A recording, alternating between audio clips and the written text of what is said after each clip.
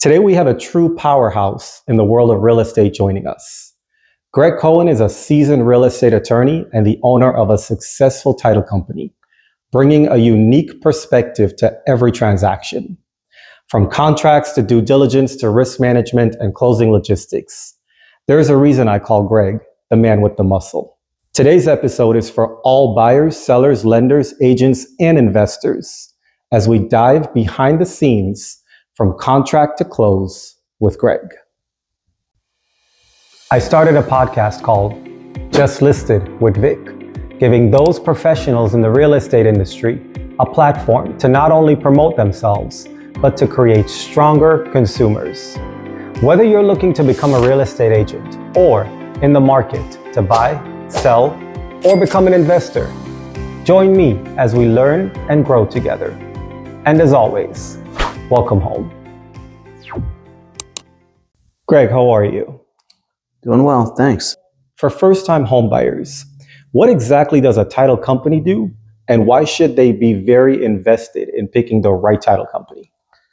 Well, in Florida, as in most states, the party paying for the title insurance generally will pick the title company. In our county, as you know, it's a little bit backwards than most counties. So from a buyer's standpoint in Palm Beach County, generally the seller is picking the title company. So a buyer doesn't have much say unless they elect to pay for and pick their own title company. Now, you really wouldn't want the buyer to pick up additional expenses. So if the buyer ends up choosing the company, they then can negotiate and tell their title company, after a discussion, what they think would be a reasonable fee. And if not, then they could find somebody else that would work with them. So at the end, if the buyer has the ability to choose and pick, it will give them a level of control over the deal because their side is doing it. Plus, they're not really going to just get creamed on these fees that some of these other companies charge to close the buyer's loan. Can you tell us who your title company is or your firm and what you guys basically offer? We operate under the name Cohen Norris. We do not have a separate title company set up that provides title services. We just do everything through our firm's name. That makes us a title agent for these national underwriters. So we write title on various national insurance companies. The reason we do that is because when we order title, if there are issues to address, we work with these companies that like to work with us in getting these deals resolved or problems resolved. If you go into a transaction and you have a title company that's handling something for you and there's a problem, and the buyer gets an attorney or the seller gets an attorney, who are you going to call to solve that problem? Okay, they'll reach out to you, Vik, and they'll say, this is a matter for a lawyer to get involved. So now they have to go retain somebody who now has to get up to speed on the file. It's going to delay things, and they're going to have to pay for that. Normally, if we're involved on the transaction, okay, not only are we already up to speed, but we can solve many of these problems through emails, phone calls, just flexing a muscle here or there, or guiding people. And most of the time, the fees are so reduced, or there aren't even fees. We're proactive. We can see it before it happens, and we prepare for it. So if it does arise, we're ready. We don't delay things. If it doesn't arise, even better, but that's the best way to prepare. And unfortunately, or fortunately for us, most people in Florida just sit back and wait till something happens. But by then, it might delay closing, which nobody wants to occur. I've closed tons of deals through you guys. And I always know that if Greg's in my corner, I feel confident that we're going to get the deal done.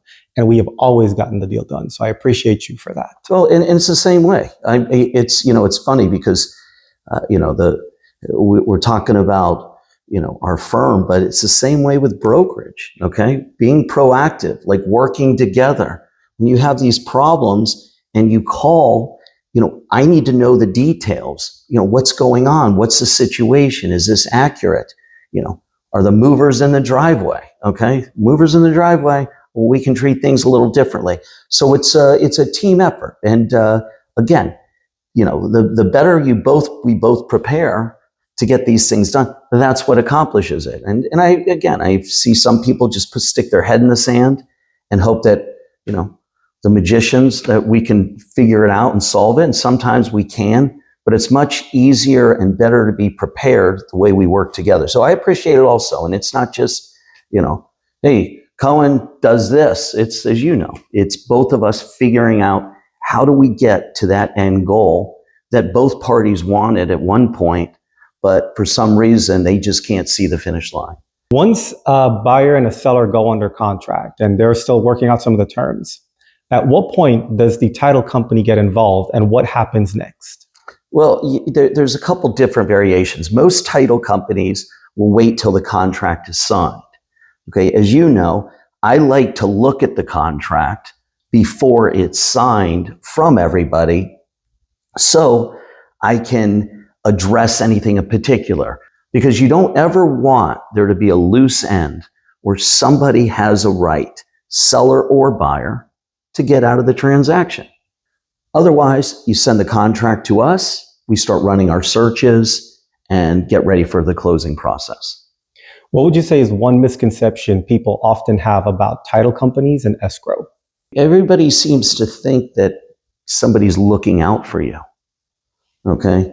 Because you're paying a title company, they're looking out for you. When in effect, the title company is performing limited services, okay? As a law firm, we represent the parties as well. So not only are we going to do the services, but we're going to look out for them. And a lot of people seem to think that, if their agent, recommends a title company because they have an interest in it and they control the deal, that it's really good for them. When in most cases where a lot of these agents have, ventured into some kind of arrangement with the title company, the title company is looking out for the agent as opposed to the seller and buyer. Are there any fraud scams that buyers and sellers should be aware of? The big one is wiring. Number one. Okay, I'd probably spend a good 25 minutes to 45 minutes a day reminding people that somebody could send you an email that looks like it's from, your representative, but it's not. Okay. If I send somebody wire instructions, not only do we call them to verify those, text them beforehand sometimes, or we'll get on the phone and we will say, did the wire come in? Let's verbally verify those. Because if I sent you wire instructions and somebody breached your email account, they could take an email, make it look like it's from me to you. And when the wire instructions come in, they just say, oh, it came from Greg, I'm going to send it. So the answer is you always need to verbally verify with the title company or escrow agent those wire instructions. What would you say are some of the issues that show up in a title search that people don't typically expect? A lot of times people, through estate planning purposes or because they want to transfer title to the property, they might prepare a deed themselves where they prepare it and the legal description's wrong, or you don't have the joinder of a spouse, so the deed is a nullity. So then you need to start going back in time to correcting it. I've often looked at escrow as, here's my money, you're going to lock it away in a safe somewhere and throw away the key. How does escrow work once we get into contract?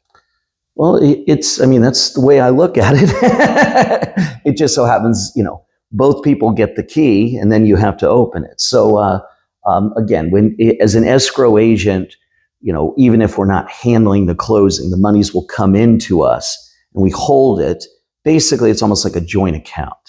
We need both parties to sign off on where those monies will go, other than if they're going directly to the title company for the closing, which is directed in the contract. What does title insurance actually protect buyers and sellers from? Most insurance, when I say most insurance, we're talking about your house or your auto. Okay, let's think about what that is first.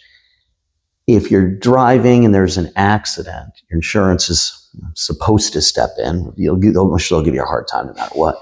But it's covering future events. Title insurance covers everything in the past. Oh. So on the day you close, your title insurance is basically saying, I guarantee that you own this property. And the only thing that's affecting this property are all of these items that are listed. They all relate to things in the past.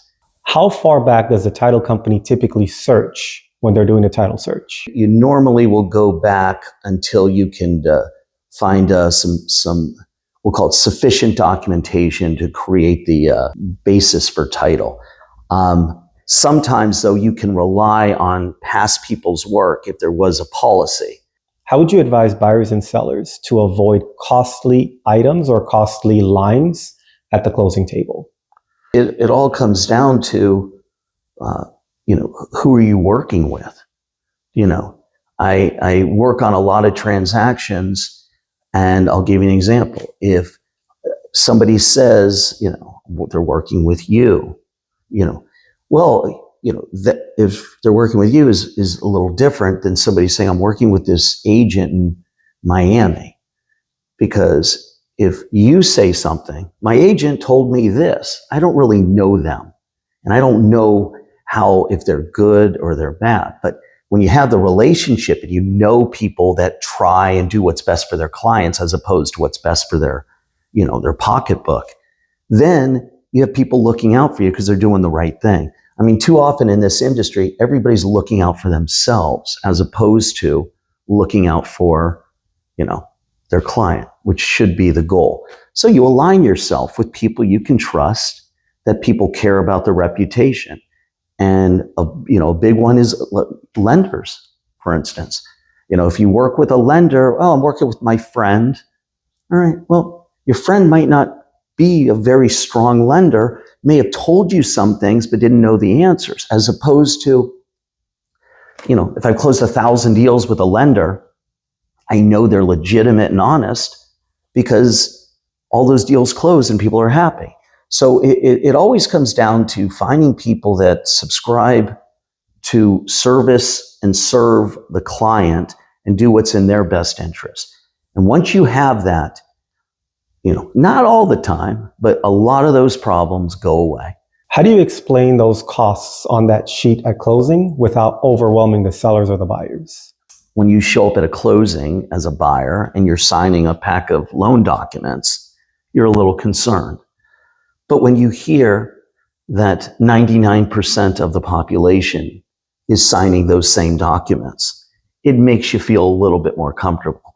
So normally you can start with a lot of these fees are very standard. So you get through the customary ones, and then the ones that don't look in line with the market, you can bring those up. For a seller, once they choose your company as the title company, can they call to find out what would be a ballpark figure of my net or my take home? Yes. You normally, once the contract comes in, the buyer's lender is going to be reaching out as well. So we initially start putting together a draft, but yes, they can get those drafts up front. When signing, what are some of the documents that you recommend buyers and sellers pay close attention to at the closing table? When I'm handing documents to a seller to sign, I've approved them for the seller. So my sellers don't really have to look at the actual documents they're signing, except they will want to look at the closing statement to see the fees. If you're at a title company and they're handing you something, I don't know what they're giving you. I mean, I see some of these title companies hand you things that say, you're holding them harmless, you're appointing them as a power of attorney to do something. And so I just don't know. But if you are signing with the title company, yeah, you should look at everything. If you're signing with a law firm that's representing you, you definitely will look at the closing statement, but all the other documents will be reviewed already for you. On the buyer's side, there are really 3 documents out of that entire package. The first is your promissory note. That's number 1, the most important document. That shows how much you owe, which everybody knows, but more importantly, it shows you your interest rate, your payments. Are you paying P&I? Are you paying principal and interest or just interest? Can that interest rate change? Do you have a prepayment penalty? Those are really the main things. The second document is the mortgage that gets recorded, which I summarize the mortgage to everybody. Basically the same thing as the promissory note, okay, all those things we discussed, but you have to maintain insurance. You can't let the property go to waste, which is a broad definition, but we kind of know what it means. And you cannot transfer the property without the bank's approval. And then the rest of there's also an escrow document that shows your combined payment of your payment for the principal and interest or just interest. If you're establishing escrows, for instance, some banks, a lot, will require your borrower to pay in advance. So when the taxes are due, or the bill, you can first pay them in November, they've got the monies there to pay it.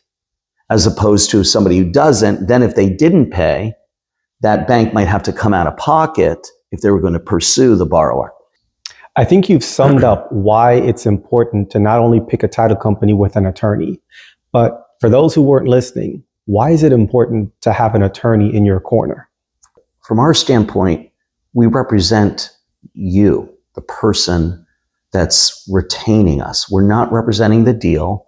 We're not representing the real estate agents. We're representing the party. So we're looking out for their best interest. But we've seen these problems time and time again. So when something goes wrong, it's not this mad scramble to learn the rules.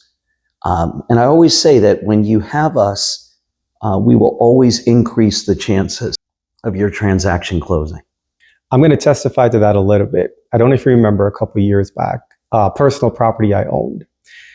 I tried to sell the property and there was a huge issue with the HOA and the neighbors. And I'm like, I will never get out of this deal because the HOA is being a pain. And my broker at the time said, just ask Greg. I'm like, all right. So I sent Greg an email. Greg sends them one email and a week later, the property was closed. Well, in this environment, people think they can do what they want. And sometimes having a lawyer, send something like that, will change their minds. I remember when I saw the email that you sent to them, I'm like, I would hate to be the recipient of this email. But you know what? They got it. And then they were like, okay, we're going to back off. Go ahead and sell your property. Good. And it worked out. Well, I really appreciate you sharing your insights with us today. You got it. For those watching, I hope you had a better understanding of the title process. Thanks for watching. And as always, welcome home.